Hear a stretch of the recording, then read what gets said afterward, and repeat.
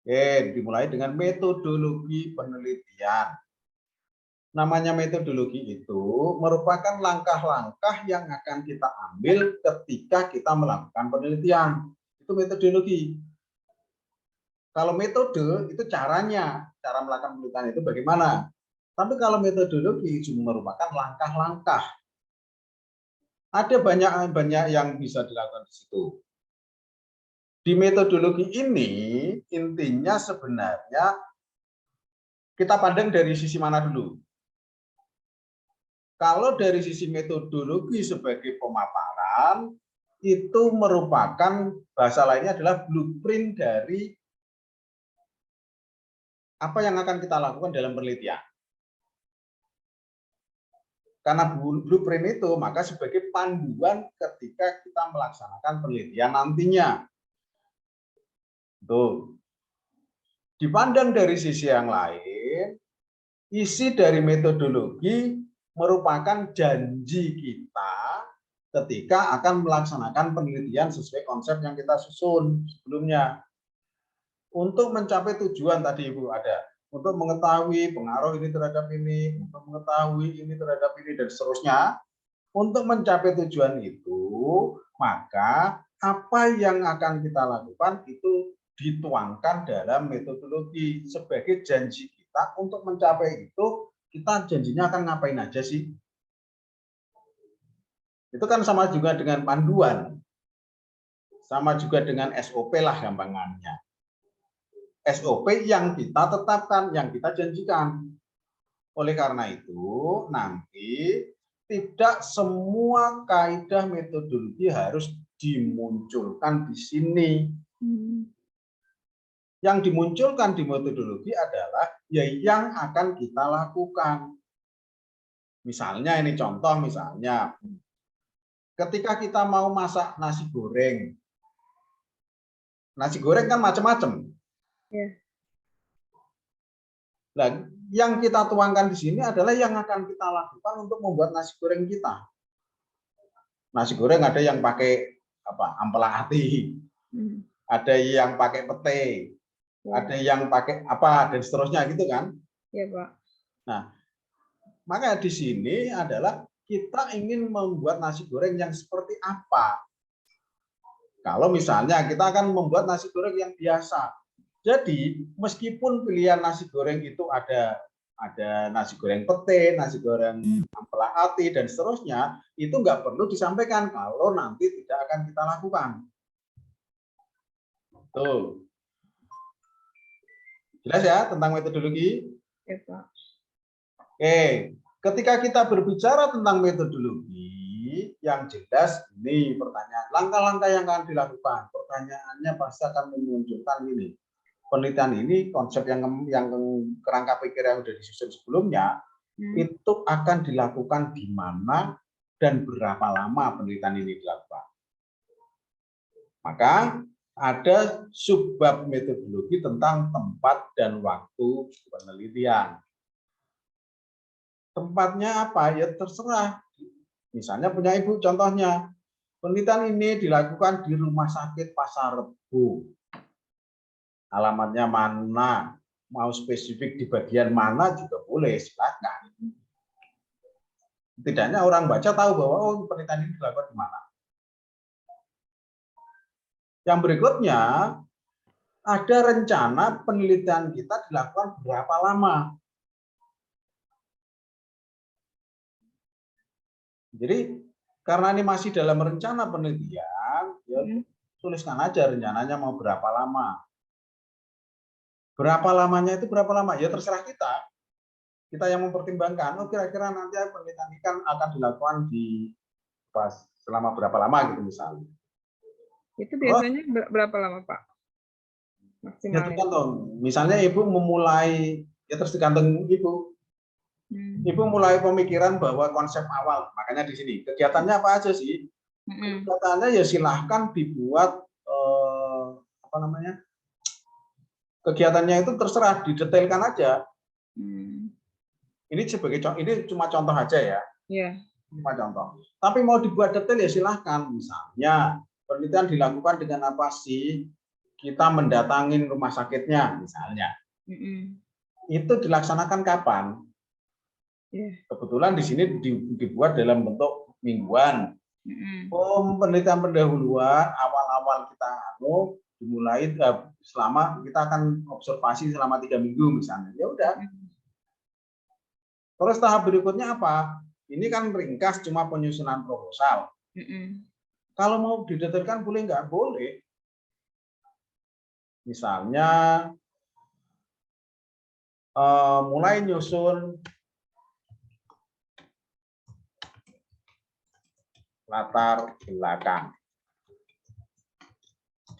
atau penelitian pendahuluan terus menyusun konsep. Hanya konsep aja. Itu dilakukan kapan? Ya terserah. Misalnya konsep saya hanya butuh waktu 2 minggu. Menyusun konsep itu kapan? Konsep itu bersamaan dengan penelitian pendahuluan. Kalau kita memperkirakan seperti itu, bahwa penelitian itu dilakukan bersamaan dengan bersamaan dengan penelitian pendahuluan awal kita meneliti, ya udah di situ boleh. Terus yang berikutnya apa? Yang berikutnya misalnya kita lebih detail lagi misalnya. Lebih detailnya apa? Lebih detailnya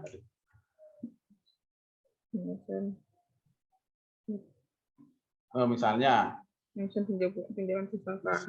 kita menyusun latar belakang. Misalnya. Kapan waktunya? Latar belakang disusun ketika konsep saya udah matang misalnya. Itu juga boleh. Atau sebelum nyusun konsep, ternyata selain penelitian pendahuluan, saya juga mencari jurnal, artikel, dan seterusnya misalnya di sini.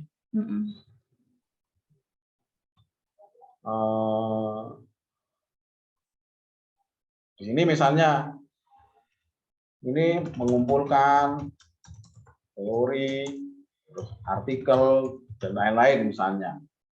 Kalau memang mau ada itu, waktunya berapa lama, dilakukan kapan, diperkirakan itu, ya silahkan. Jadi tidak harus urutannya cuma seperti ini, tapi silahkan sesuai dengan kita. Mau sangat detail juga boleh. Ini cara yang pertama ya. Cara kedua bisa juga kita membuat tabel. Ini misalnya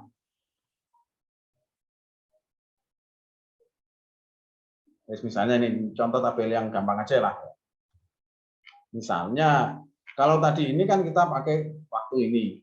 Kalau cuma berbentuk ini juga boleh. Misalnya apa ya? Nih misalnya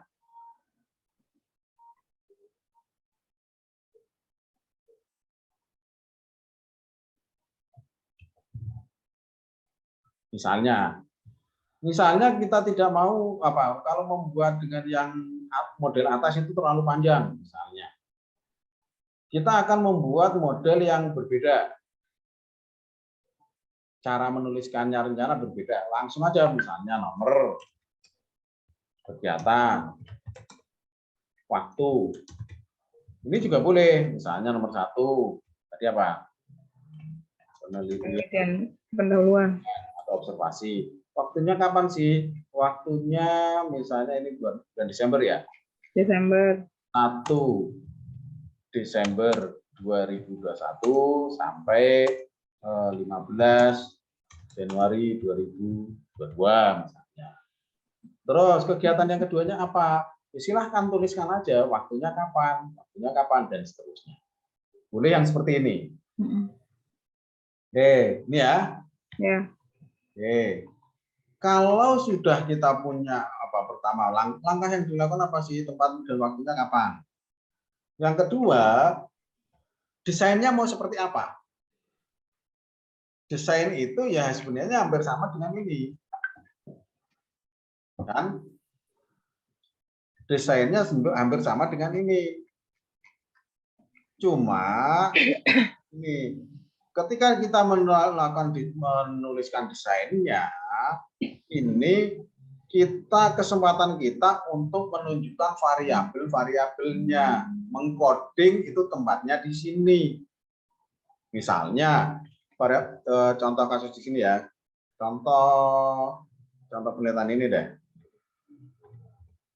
Ini misalnya, variabel penelitian terdiri variabel eksogen. Variabel eksogen itu variabel independen dan variabel modulating masuknya di sini.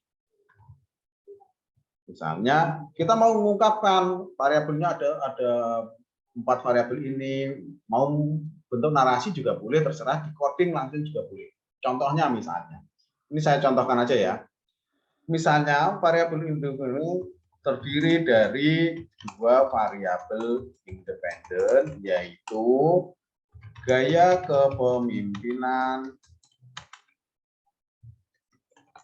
transformasional dengan kode atau simbol,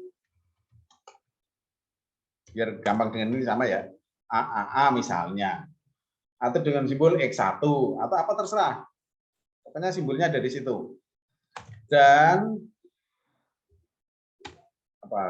pengawasan kerja dengan simbol atau kode atau apapun itu CCC misalnya.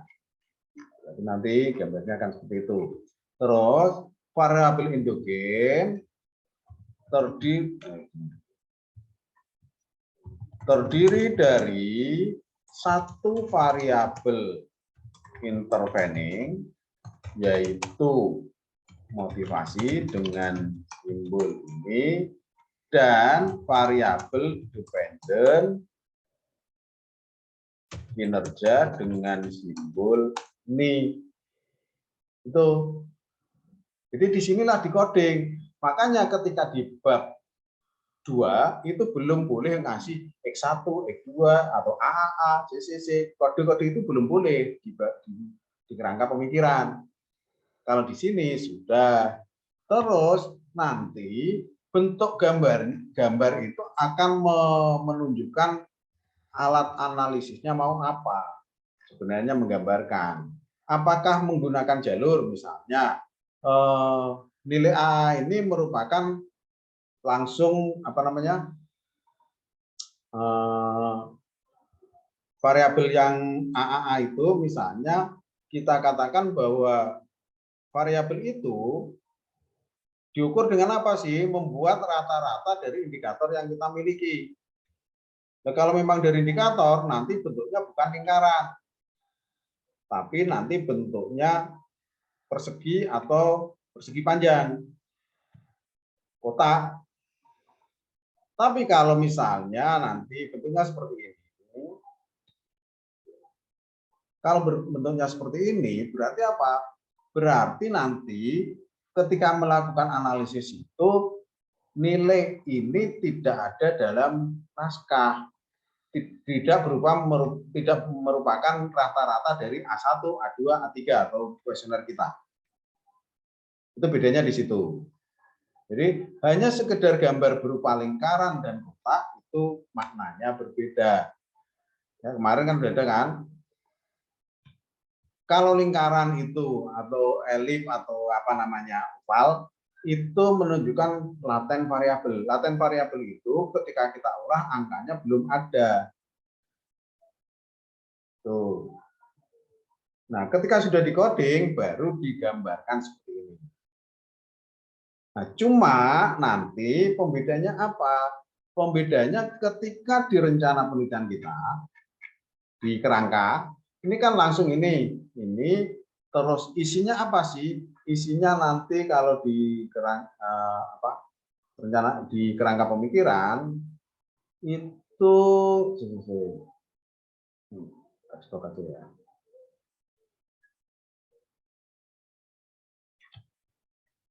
Kalau di rencana di sini nanti adanya apa sih?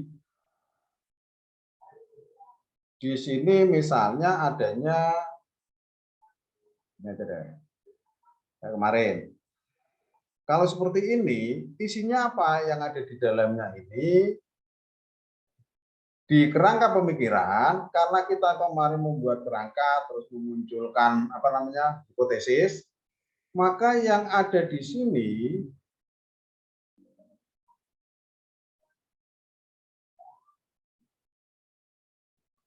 ini misalnya, yang ada di sini adanya hipotesis. Ada deh. Contoh ini, pakainya aja deh. Yang gampang kelihatan apa sih biru ya?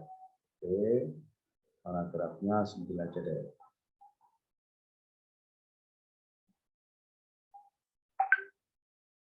Paragrafnya ini nilai. Oke, terus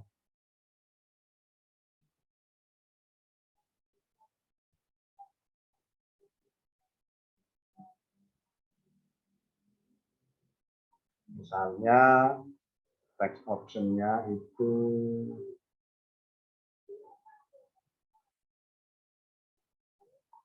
misalnya gini aja deh.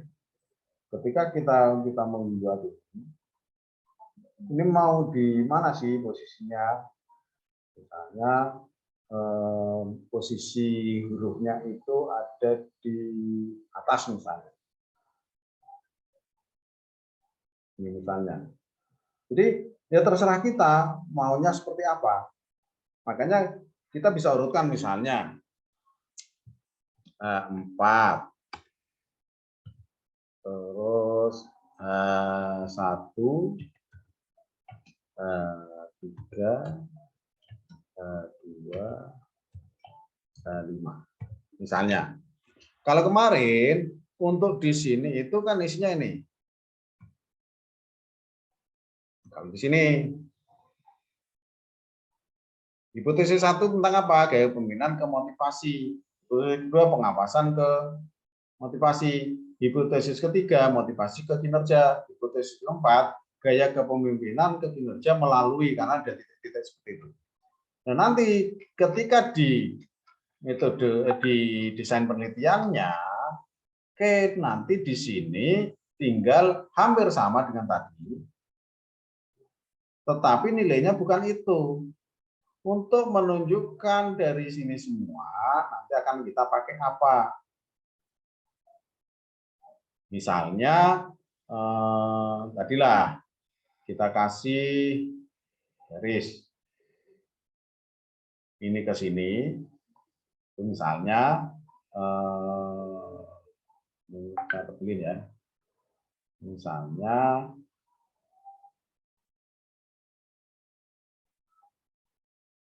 ini misalnya, terus ini ke sini, ada lanjutannya ke sini. Oke, berarti kan ini melalui.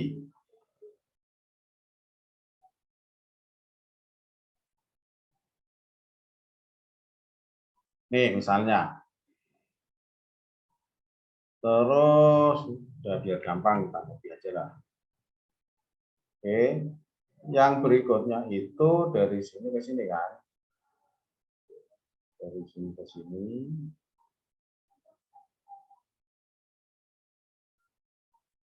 Ya. Kalau di sana isinya hipotesis, kalau di sini bukan hipotesis isinya, tapi isinya tentang apa sih? Untuk mengukur itu pakainya apa? Untuk mengukur ini misalnya besarannya pengaruh dilihat dari apa? Dari beta, nilai beta.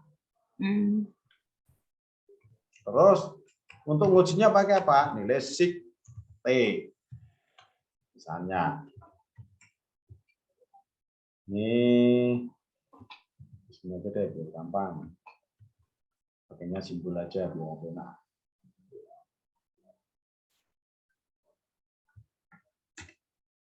Misalnya beta keberapa? Oh, beta keempat misalnya contoh. Nah, ini nanti untuk yang ini apa? Untuk yang berikut yang di sini, ya ini beta 1, berarti beta 1 ya tadi, karena itu 1, ini beta 1, terus yang bawah di sini sama, Kebetulan ada di situ.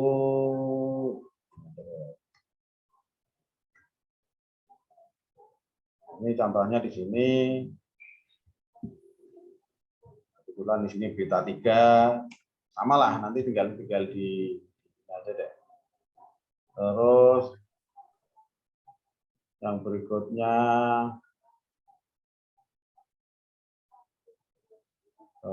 beta 3, beta 2 ya. Ini beta 2 di sini.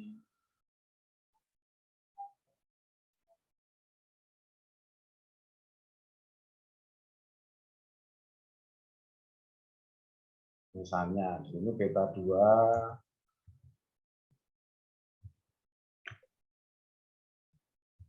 Terus di sini beta 5 misalnya.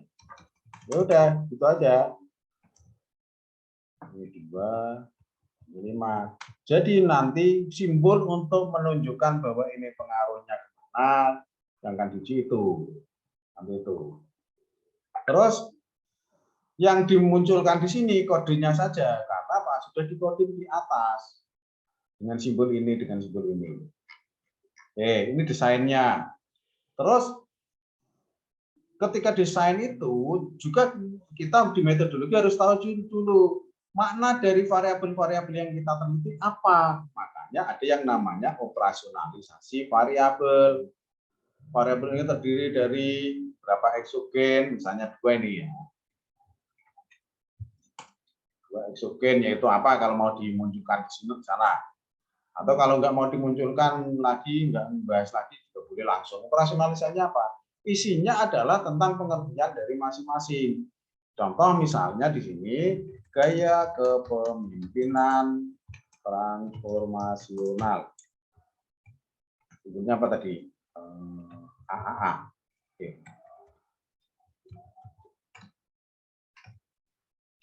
Adalah apa? Ini pengertiannya, pengertian yang kita pakai. Terus sumbernya punya siapa? Ini harus konsisten dengan yang di awal. Di landasan teori itu kan ketika menyusun teori di akhir ada simpulan atau memilih salah satu sumber. Ini sama juga yang konsisten dengan yang ada di sana. Misalnya contohnya di sini. Yang kedua juga sama. Yang kedua itu pengawasan ya. Ini apa? PPC misalnya. Adalah apa? Terus sumbernya apa? Sama, semuanya sama ini. Semua variabel yang kita teliti. Terus indikatornya apa? Indikator ya sama ketika di kemarin buat kerangka berdasarkan teori sudah ada indikatornya kan. Nah, indikator ini nanti diterjemahkan menjadi item pertanyaan yang keberapa. Kalau misalnya indikator kepemimpinan keteladanan, tanya, terus indikatornya apa? Transfer ilmu dan seterusnya. Misalnya mau seperti itu, maksud item pertanyaan adalah diterjemahkan menjadi kuesioner keberapa dalam pengukurannya. Kalau keteladanan itu dibuat menjadi 2 data, diterjemahkan menjadi 2 pertanyaan, yaitu munculkan 1 dan 2. Transfer ilmu itu berapa? Diterjemahkan berapa? Kalau memang 3 ya menjadi nomornya berapa? Nomor 3, nanti pertanyaan nomor 4, nomor 5. Ini 1 misalnya nomor 6. Itu. Terus skalanya apa? Skalanya itu tergantung. Pernah kita bahas kan? Skala itu ada 4. Nominal, ordinal, interval, rasio. Nominal itu skala yang isinya cuma ya tidak, atau yang isinya itu pilihannya banyak tapi relatif setara nilainya. Contohnya, jenis kelamin. Jenis kelamin, meskipun di sana pilihannya ada 1 laki-laki, 2 perempuan, bukan berarti nomor 2 lebih tinggi dari nomor 1 atau sebaliknya. Contoh data itu misalnya pekerjaan. Pilihannya macam-macam. 1 PNS, 2 wirausahawan, 3 swasta, 4 pemulung, 5 apa dan seterusnya. Meskipun pilihannya banyak, tetapi antara nomor 1 dengan nomor 3, nomor 5 itu semuanya sama setara. Itu datanya namanya data nominal. Suku bangsa sama, agama sama. Itu pokoknya yang diperkirakan setara dikatakan nominal. Yang kedua, skala ordinal. Skala ordinal itu dia punya kategori, ada tingkatannya, tapi tingkatannya tidak sama. Ini kasusnya ketika misalnya kita menggunakan ini yang paling sering. 1, sangat tidak setuju. 2, tidak setuju. 3, ragu-ragu. 4, setuju. 5, setuju. sangat setuju. Kalau data seperti ini, itu namanya masih data ordinal. Kenapa data dibuat berbeda-beda? Efeknya adalah nanti efeknya alat analisis yang boleh dan tidak boleh dipakai karena ada data parametrik, non parametrik. Kalau yang nominal tadi dan ordinal itu masuknya dalam data non parametrik, sehingga alat analisis yang dipakai apa aja non parametrik. Itu kalau data kita seperti itu. Terus data ordinal itu bisa juga bentuknya, pokoknya yang berupa pilihan-pilihan seperti ini kategorinya adalah ordinal. Ini yang pertama. Terus ada juga data apa? Contoh data interval. Contoh interval itu misalnya ketika kita pakai ini, sangat tidak setuju, nilainya 1. Kita suruh milih. Sangat tidak setuju 1. Terus 2, 3, 4, 5. Ini atau gini aja deh. Tidak setuju, 5-nya setuju. Ketika orang disuruh milihnya seperti itu masuknya interval. Contoh lain ketika ada di Google Form, tidak setuju. Google Form kan gini kan?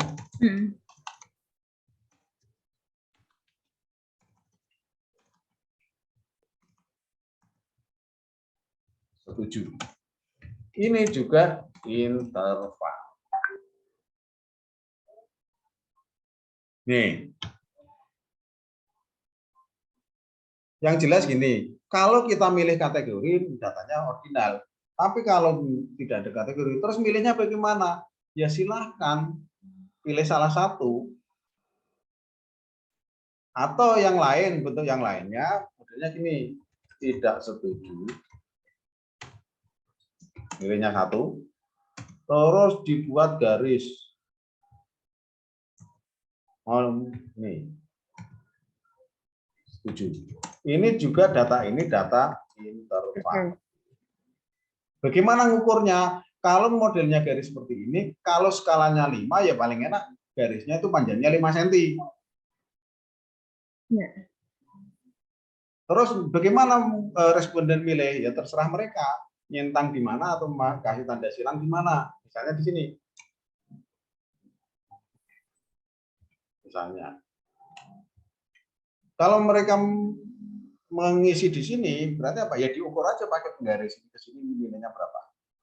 Itu nanti nilainya bisa jadi 3,25, 3,16, terserah. Itu interval. Terus ada data rasio.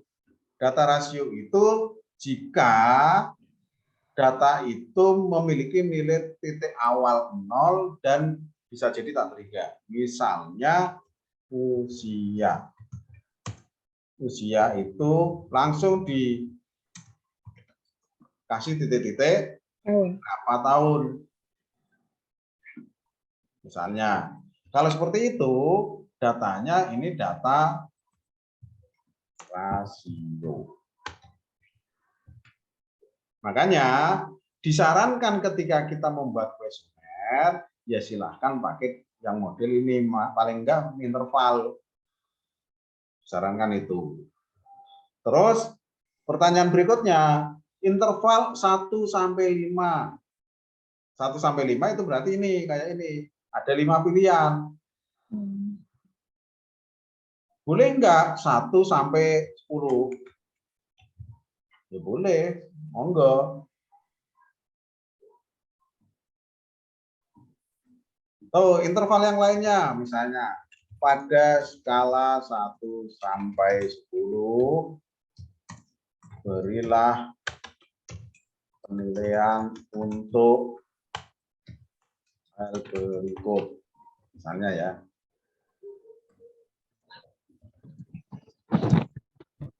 Misalnya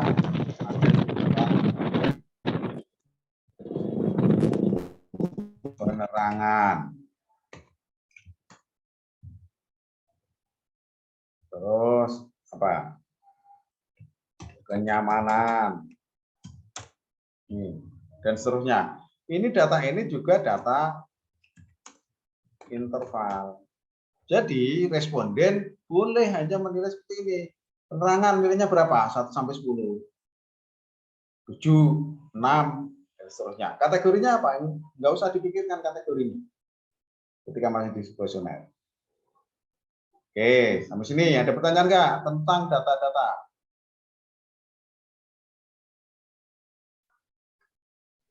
Sementara belum, Pak. Gimana? Sementara belum. Sementara belum. Oke, pertanyaanku misalnya, kalau usia masa kerja, Masa kerja masuknya ke masa kerja masuknya rasio? Enggak. Kan tahun. tingkatan apa? Masa kerja biasanya tahun, Pak.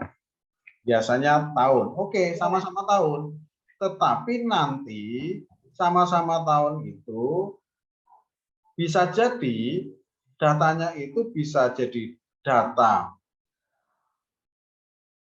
ordinal, bisa jadi data interval, bisa jadi data rasio.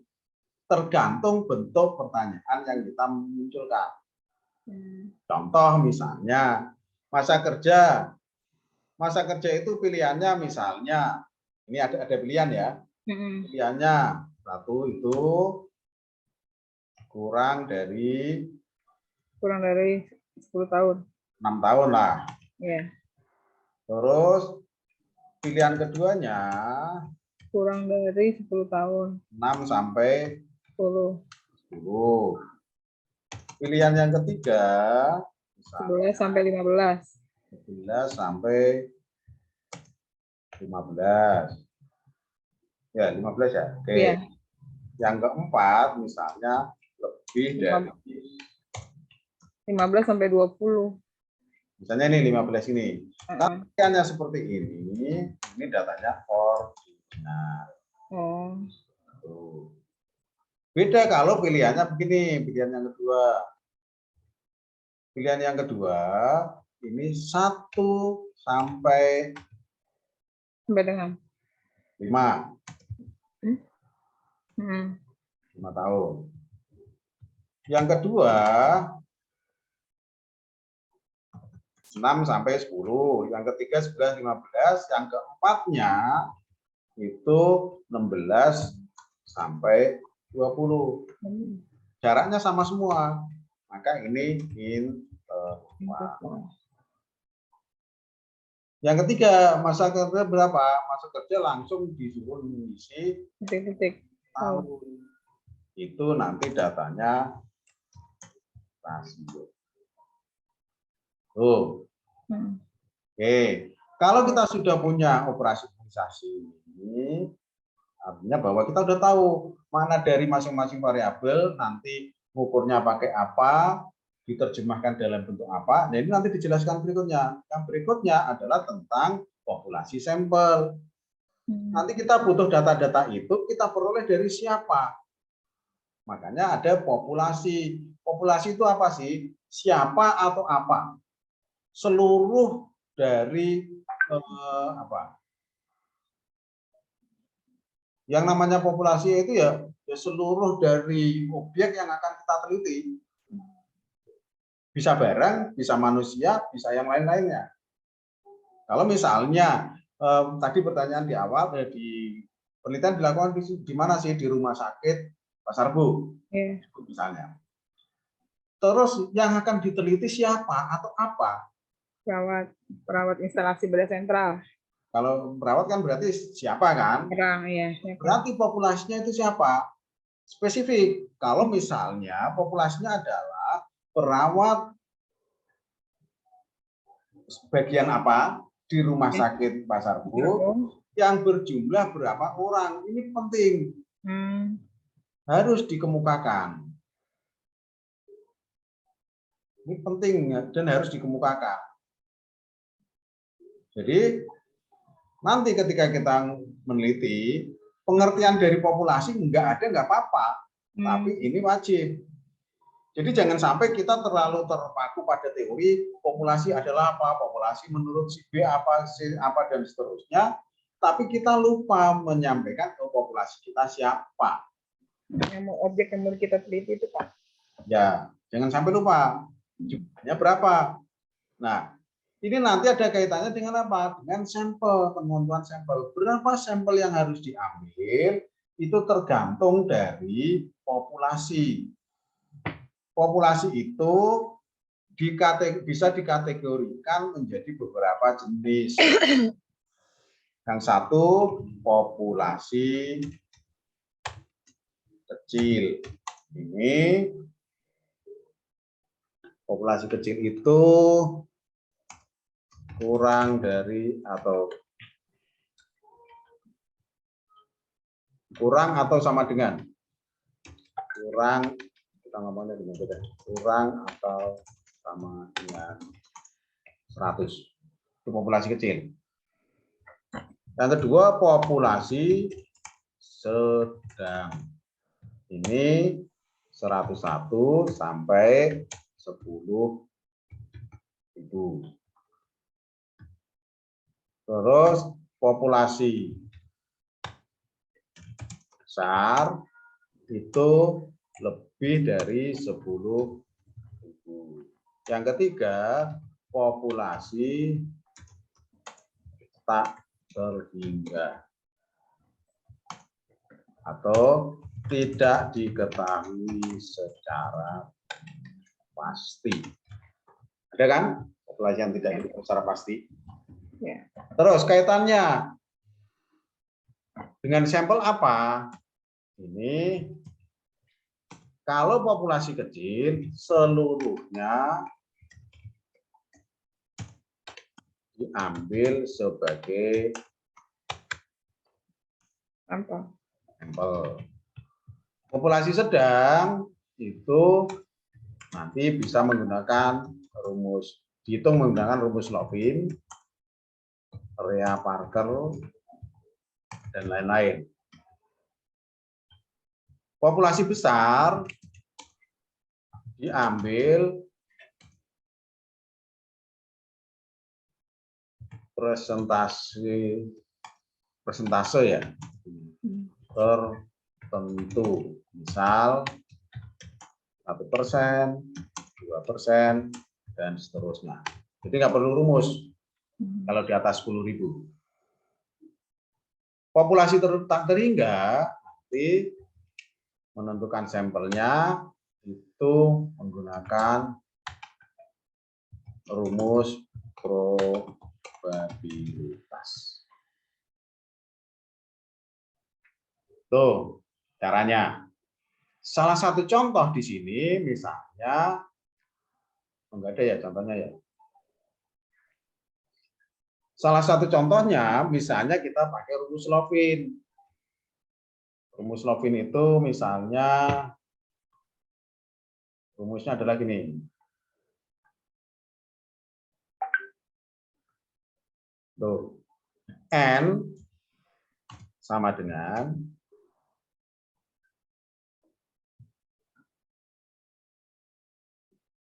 N besar itu jumlah populasi, dibagi 1 plus N besar kali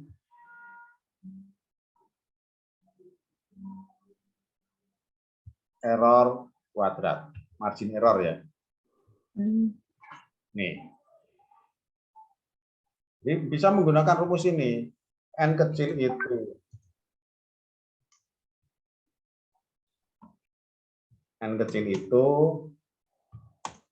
sampel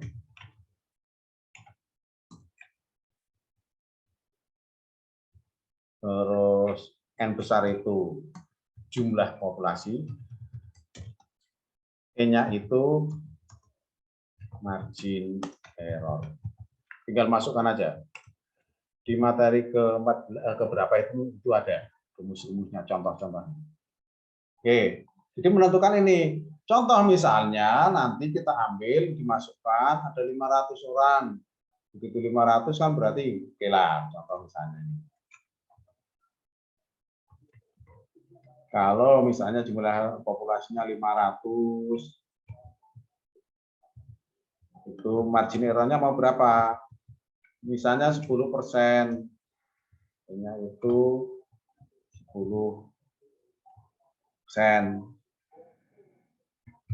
Itu nanti ini ketemunya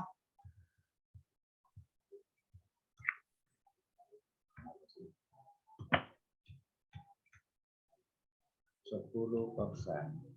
Misalnya itu nanti kalau dihitung itu sekitar 83, sekian. Misalnya. Ini sampel minimal.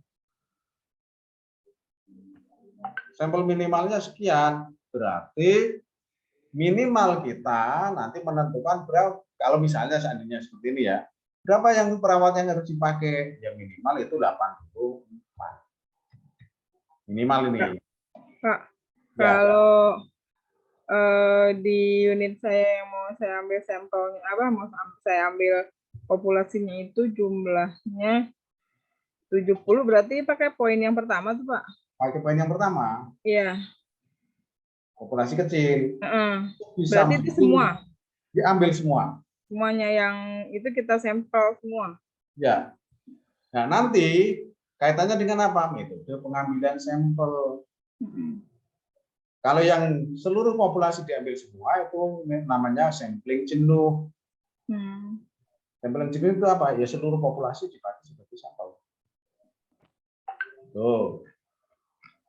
Terus kalau kita sudah menentukan berapa jumlahnya, pengambilan sampelnya pakai apa? Banyak hal yang bisa dipakai untuk pengambilan sampel. Yang pertama, simple random sampling. Simple random sampling itu kayak orang arisan lah. Dari 500 kita mau ngambil 100 orang misalnya.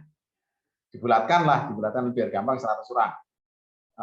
Dari 500 orang kita ambil 100 orang. Nah, di situ langsung aja diambil, kalau dan mendapatkan 100 selesai. Tuh. Tapi itu tidak disarankan. Karena apa? Di objek yang kita teliti itu seringkali kan mereka punya tingkatan atau punya bagian yang berbeda. Contoh di sini misalnya ada bagian-bagian misalnya pemasaran, bagian apa misalnya bagian pemasaran, bagian keuangan, SDM. Ini artinya apa? Antara pemasaran, keuangan, SDM itu kan berbeda tetapi setara kan, kita anggap setara. Kalau setara makanya namanya klaster atau area sampling. Jadi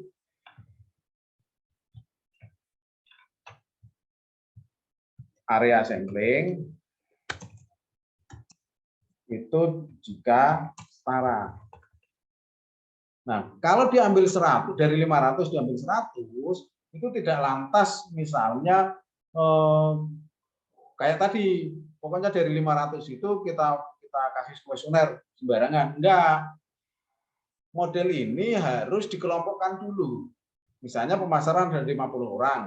Berarti yang kita perlukan berapa? Kalau sampel kita 150 per total populasi dikalikan jumlah sampel yang akan kita ambil. Oh, berarti di bagian pemasaran kita butuh 10 orang. Di bagian keuangan butuh 40 dan seterusnya. Kenapa harus dilakukan itu? Karena biar representatif. Kalau enggak dikelompokkan, takutnya gini, kita ngambil 100, ternyata yang terambil semua orang dari SDM. Berarti enggak terwakili. Itu satu. Yang kedua, ada yang namanya stratified. Stratified itu bertingkat. Ini bukan wilayah, misalnya pendidikan. Kan misalnya S1, S2. Diploma S1, S2, misalnya ya. Caranya sama dengan tadi. Dikelompokkan dulu, baru nanti ngambil ketika ada di bagian masing-masing, pakainya simple random. Atau ada yang multi-state atau multi-phase, berjenjang. Contohnya, ketika kita ada pemilu itu, ada quick count, itu pakainya multi-phase, multi-state. Jadi diambil, Indonesia ada berapa provinsi sih? Oh, 34. Dari 34 kita ambil berapa? 20. Dari 20 nanti yang nomor 1, dari 20 itu ya, itu di bawahnya ada berapa tempat, nanti diadak lagi dan seterusnya sampai ke wilayah, hingga akan diperoleh TPS. Tuh pengambilan sampel seperti itu. Nah, kalau kita ngambilnya sampel udah, oh berarti nanti diberikan kepada perawat ini sebanyak sekian orang, cara ngambilnya dengan apa gitu. Yang berikutnya kita tadi ada indikator. Ada ini item pertanyaan. Nah, ngambil datanya apakah cuma seperti itu? Ya dijelaskan. Pengumpulan datanya pakai apa? Ada banyak metode, ada observasi, ada angket atau kuesioner, ada eksperimen, ada studi kasus, ada wawancara. Yang mau kita pakai yang mana? Itu yang maksud saya tadi, bahwa ini merupakan janji kita. Nah, yang mau kita pakai yang mana? Misalnya, ini kebetulan. Ibu ada wawancara nggak? Rencananya ada. Rencananya ada. Wawancara itu nanti konsekuensinya apa? Kalau wawancara, di lampiran kita itu harus ada instrumen wawancara yang akan ditanyakan apa, terus rangkuman jawaban hasil wawancara harus tertulis di lampiran. Kalau seandainya kita melakukan wawancara, ngobrol dengan pihak-pihak sana, tapi saya tidak punya lampiran hasilnya, tidak punya ininya, bagaimana? Ya nggak apa-apa. Tapi jangan munculkan di sini wawancara. Jadikan apa yang kita lakukan itu bagian dari observasi. Tuh. Jadi tinggal maksudnya gini. Kita menyampaikan pengambilan data pakai apa itu memberi konsekuensi yang harus kita lakukan itu aja. Tuh. Karena pasti nanti gini, ketika kita pakai wawancara, di lampiran kita nggak ada rangkuman hasil wawancaranya, pasti disarankan milih gimana? Milih nambahi lampiran atau menghilangkan wawancara di sini. Tuh, tinggal milih. Ya. Biasanya mahasiswa ya nggak apa, biasanya kebanyakan mahasiswa ngilangin yang di sini aja, nggak mau repot. Ya, ya Pak. Terus kuesionernya seperti apa ya tadi, mau skalanya berapa, 1 sampai berapa dan seterusnya. Nanti ada contoh yang di model satunya. Oke. Setelah itu, ketika kita udah tahu bahwa data yang kita perhitungan berasal dari mana, dia peroleh dengan menggunakan apa. Yang berikutnya, kita punya janji. Data itu nanti untuk mencapai tujuan penelitian dianalisis menggunakan apa. Itu di sini.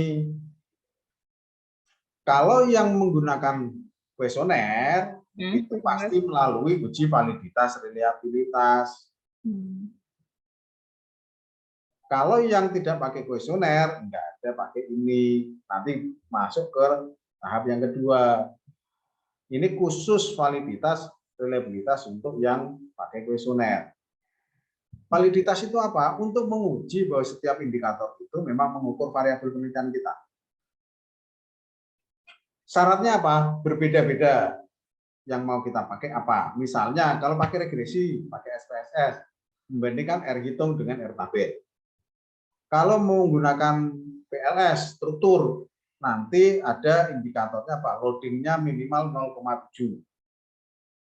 Itu secara ini aja. Terus kalau pakai AMOS, sama, pakainya nilai loading, tetapi minimal nilainya 0,5. Itu tergantung dari alat analisis kita ya. Reliabilitas itu memastikan bahwa setiap variabel yang kita pengukur variabel kita itu punya konsistensi. Kalau di sini kebetulan ini pakainya PLS, contoh yang di sini pakai PLS ya. Nanti bisa dilihat dengan gelombang alfa, composite reliability, nilai rho, pakai APE. Nah, di sini kita mau pakai mana? Ya terserah. Kita cuma pakai gelombang alfa sama composite reliability. Boleh. Tuh. Kalau kita sudah diuji validitasnya, ini khusus untuk yang pakai data primer ya. Yang enggak, yang dipakai data primer, nanti langkah berikutnya sama. Dideskripsikan. Deskripsi ya, contohnya misalnya tadi, skala awalnya 1 sampai 10. Kalau kita kategorikan kan susah. Maka kita persingkat menjadi 5 kategori. Kalau nilainya rata-rata sekian sampai sekian, sangat turun dan seterusnya. Deskripsi salah satunya juga menunjukkan misalnya responden kita itu sebagian besar laki-laki atau perempuan, berapa laki-laki, berapa perempuan, persentase atau apa dan seterusnya. Itu deskriptif, memaparkan. Kalau kita sudah dideskripsikan, yang berikutnya sebenarnya ada persyaratan analisis yang kita pakai atau enggak, terserah mau kita pakai. Yang paling penting adalah ada uji model. Model kita bahwa kayak punya ibu tadi A, B, ada mediasi engagement, terlibatan. Model yang seperti itu, modelnya itu layak atau enggak sih, bisa diterima atau enggak. Kalau dengan model PLS nanti kita bisa pakai nilai R square-nya, pakai SRR, R kuadrat dan seterusnya. Ini contoh aja kategorinya seperti ini. Kalau di uji model, terakhir adalah uji hipotesis. Mau di satu-satu juga boleh. Artinya mau di satu-satu mau di satu-satu sesuai misalnya untuk uji hipotesis yang pertama. Berarti nanti kan berapa nih?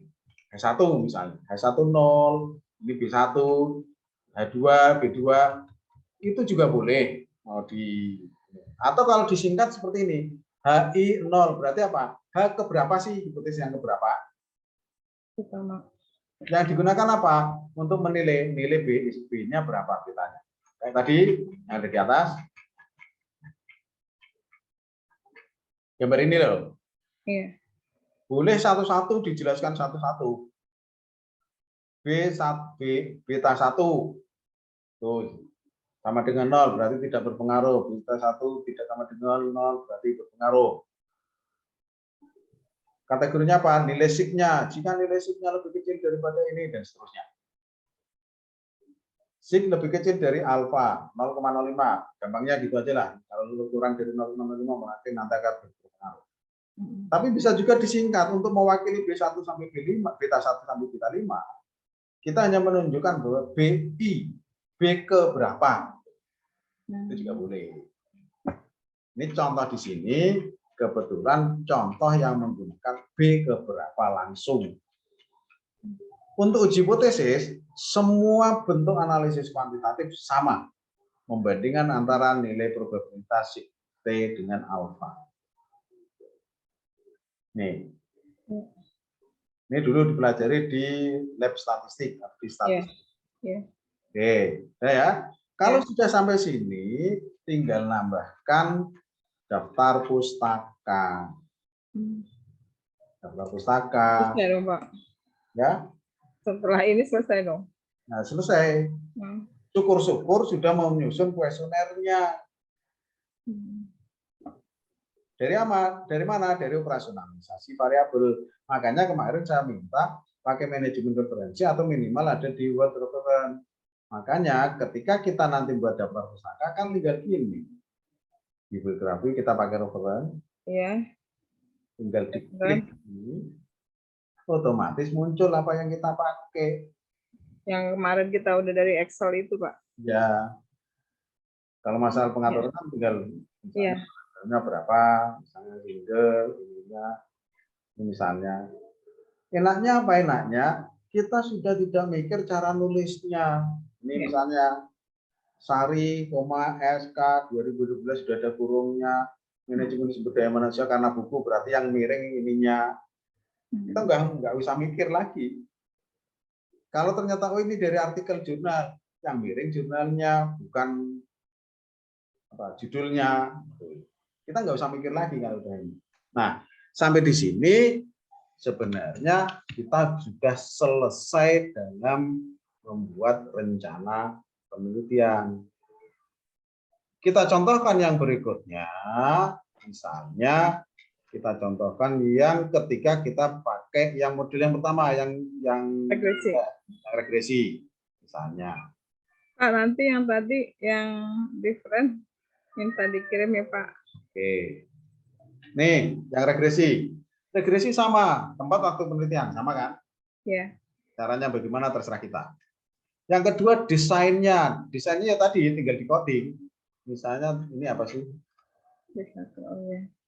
Skill training ya kemarin ya. Iya. Iya, skill training.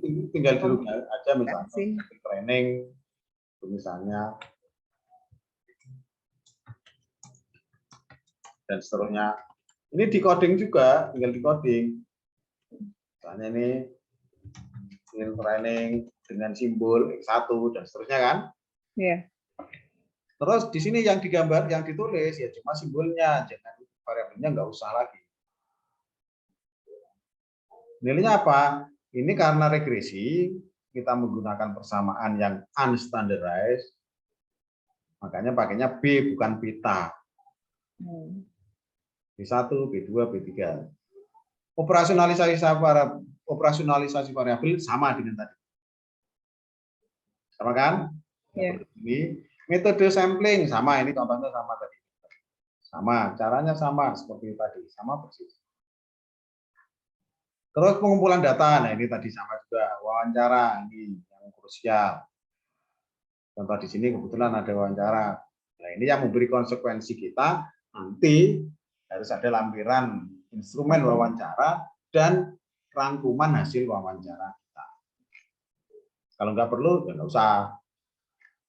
Skalanya tadi misalnya ini kita buat kuesioner, skalanya kita pakai apa, modelnya seperti ini, atau yang model yang tadi pakai Google Form, tidak setuju, terus bundar dan seterusnya. Instrumentasi variabel yang model ini biasanya di awal karena pra, sama uji validitas, reliabilitas. Kalau tadi kita menggunakan loading faktor, sekarang kita membandingkan R hitung dengan R tabel. Atau ada yang paling gampang, kalau gampangnya apa sih? Daripada nyari-nyari R tabel, ada yang berpendapat bahwa asalkan R hitungnya lebih dari 0,3 maka katakan valid, ya udah pakai itu. Nanti rencana kita itu.